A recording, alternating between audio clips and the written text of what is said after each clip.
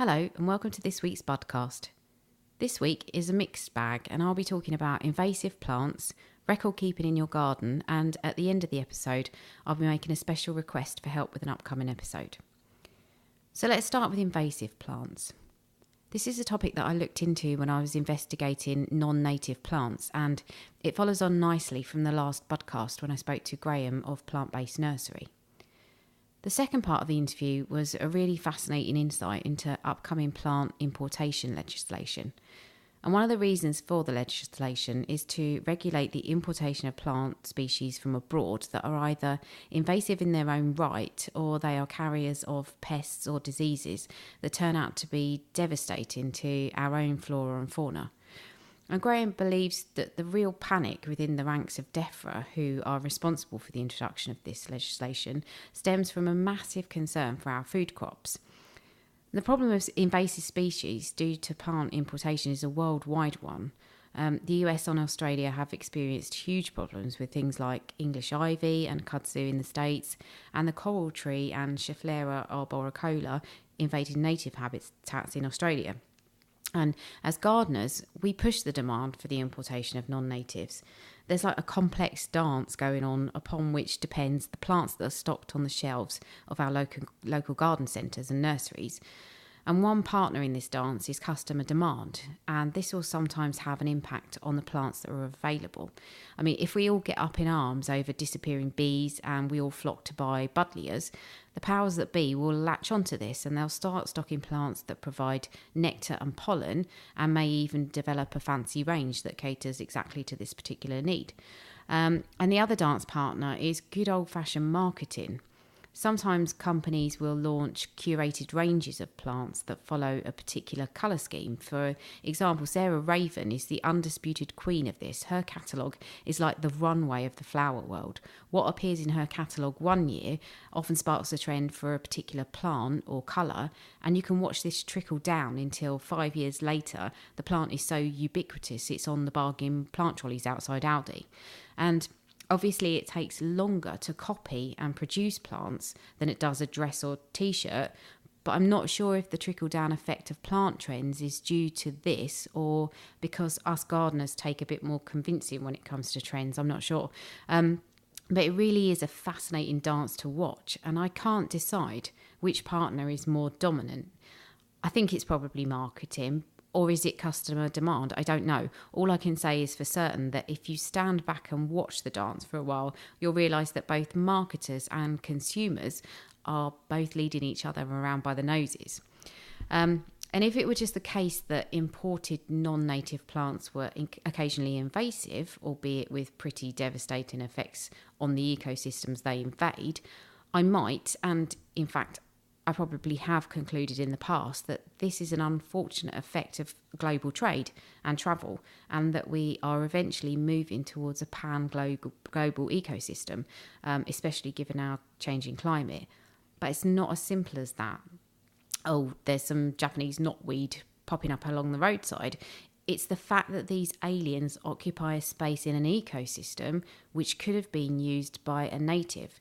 And the non-native takes all the same resources without giving anything back. So take Japanese knotweed. We all know it infamously has no predators that are native to the UK, meaning it's using the resources of nutrients, water, light, without contributing anything back to the area, except dead tissue when it dies. And it's not even a given these dead tissues are useful to detritivores such as woodlice and worms. I mean, if you listen to episode 3, Worms, with Paul Hetherington of Bug Life, and if you didn't, please do, it's bloody brilliant, you will have heard Paul mention that worms often eschew alien species when looking for food on the surface of the soil. So we don't even know if detritivores are eating the remains of alien species. So there's another link gone in the chain.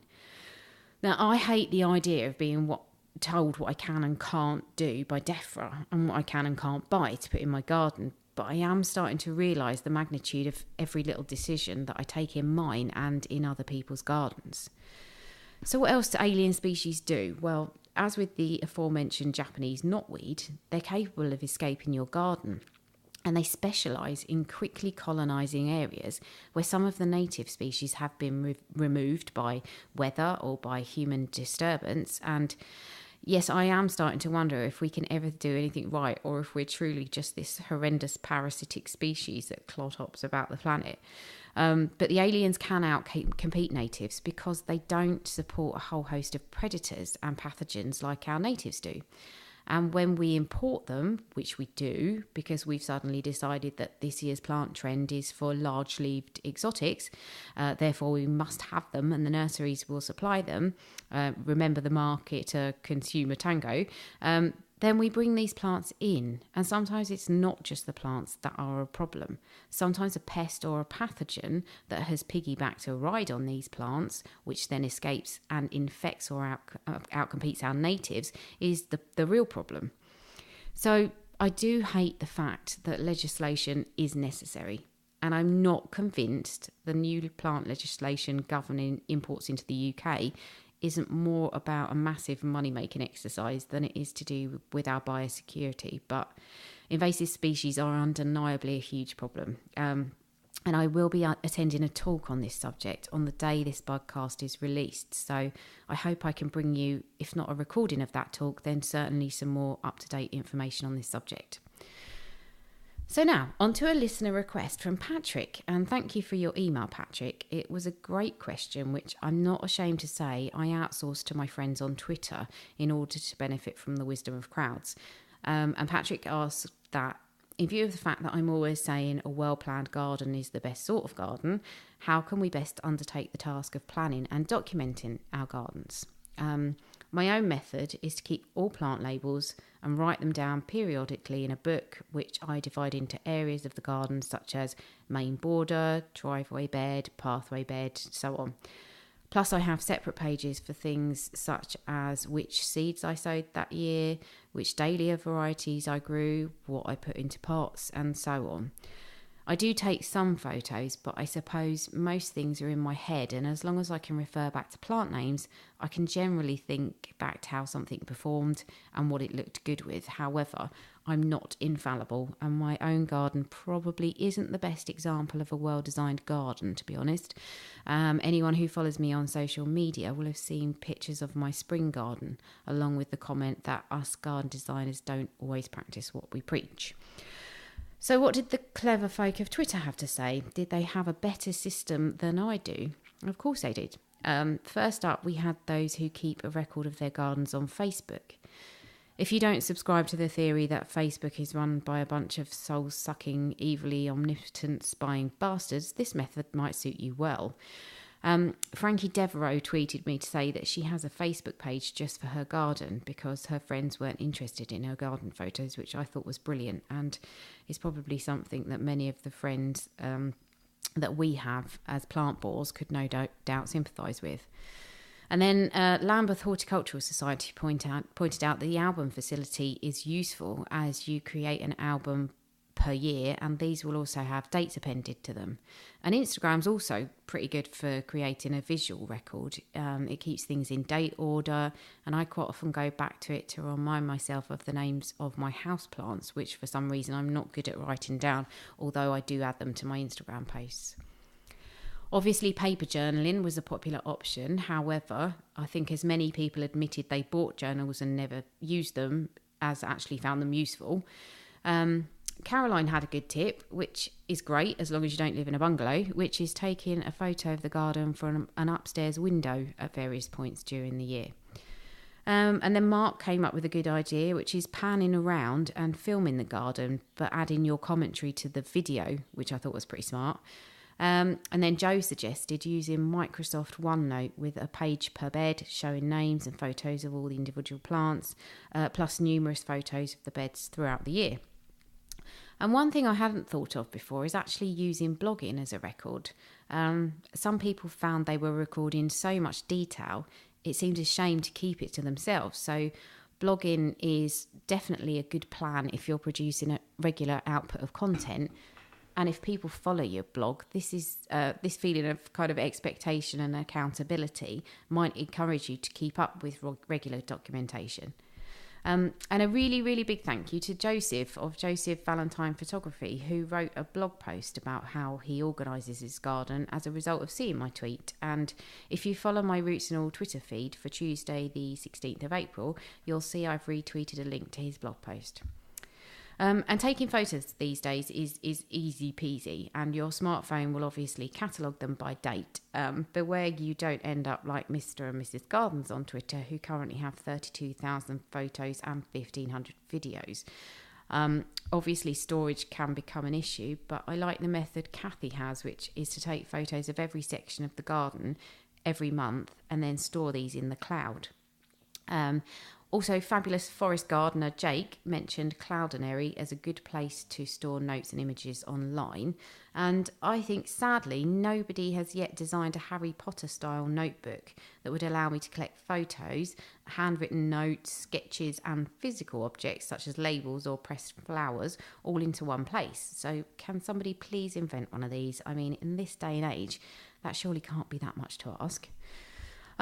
I think Patrick's original question may have gone beyond all of these suggestions in terms of complexity, because he sent me an email clarifying what he wants to do, and it sounds almost as if it's more something you'd find in a botanical garden than in a domestic setting. So for sure, the most meticulous method suggested, and the one I think comes closest to suiting your needs, Patrick, was recommended by Andy, who grows most things from seed. And he keeps a spreadsheet with details of the plant, the supplier, the date sown, the date germinated, the date potted on, and then photographs of the seedling stroke plants in various stages of development. And in order to marry the two up, he gives each entry a unique number, which is the year, month, then an incremental number. So 2019 01001, for example. And this number is assigned to the photograph on the hard disk, and he also puts a thumbnail link in the spreadsheet. And I think that's probably about as in-depth as you can or would like to go on a domestic scale. I don't think we've really come up with a foolproof, reliable way of documenting our ever-changing gardens, and I suspect that's also what we all find so attractive about the whole thing. And finally, on to my request to you, the listener, for some help. It's been mentioned by numerous people that perhaps I should be a little more visible as the host of this podcast. I'm paraphrasing here, and visible is obviously not the right word for an audio format, but I do see the point that perhaps you should know a little bit more about me. To be honest, I've shied away from this for many reasons, mainly because I'm not that comfortable with putting myself out there, and also a little bit because I think when the genie's out of the bottle, there's no going back. You may have gathered that I'm pretty opinionated, and I feel like if I open those floodgates, I'm worried you might think less of me or not agree with me, and you might stop listening. You know, all those sorts of insecurities that come with being a perverted introvert who put themselves out into the public arena but is deeply uncomfortable with having done so. But after some discussions with fellow listeners and getting my thinking cap on, I've come up with a possible solution. So I thought perhaps I should be interviewed for an episode of the Bugcast. So what I'm wondering is, would you like to interview me? If so, then all you need to do is email me at podcast@rootsandall.co.uk to tell me that you'd be up for it, and with one question that you'd like me to answer. You don't have to be in the UK. We can do the interview over the phone and I'll record it and do all the technical stuff. You just need to be willing to ask the questions. If nobody emails me, it will confirm my suspicions that I'm just not that interesting, and we can all carry on with business as usual. However, if one of you does email, I'll ask others to submit potential questions, so you'll hopefully have a script and we can go from there. So that's it. I hope you can help, and I'll leave it up to you from here on out, and unlike the shower of shit that's the UK government, I will abide by your decision. That's it for this week. Thank you for listening, and I'll catch you for next Tuesday's episode when I'll be talking to Kate Bradbury about her new wildlife gardening book.